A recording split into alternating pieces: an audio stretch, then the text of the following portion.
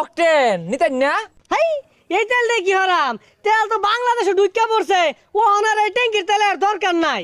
ইস রে, এই তেলগুলা মজুত কইরা ঠাস করে একটা মারা খেয়ে গেলাম গা, ব্যাপারই লস হয়ে গেল গা আমার। 20 লিটার যদি দেন তেল দিয়া যান, আর না হলে যাইন গিয়া ট্যাঙ্কির তেল কিনি না।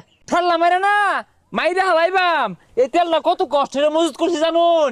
হুন্ডা লইয়া গেছি 500 টাকা বইরা নামাই হারছি, পরে আবার গেছি, এই মিলে তেল মজুত করে একটা মারা খেয়ে গেলাম গা। হুরমুস না তুরমুস পানালি ছেড়ে দিছে বলে। আল্লাহ গো, আমরা যে বাঙালিরা সুযোগ পাইলে সিন্ডিকেট করি, পুলিশে তার মতো ধরে আরবো। ও ভাই খারুন খারুন খারুন ভাই খারুন। এই রাস্তাঘাটে হইরে জ্বালা বাইরুন জানা ধরো। হাই, আমি একজন গণ্যমান্য জঘন্য তেল ব্যবসায়ী, তুমি আমার ভিক্ষা দাস? তেল পচা না বালা, কোন তেল সইটা? 1 নম্বর তেল, সরাসরি ইরানের তেল, আর 1 লিটার নিন। তেল গাড়ির মধ্যে ভরা, তাও যখন কইতা শুন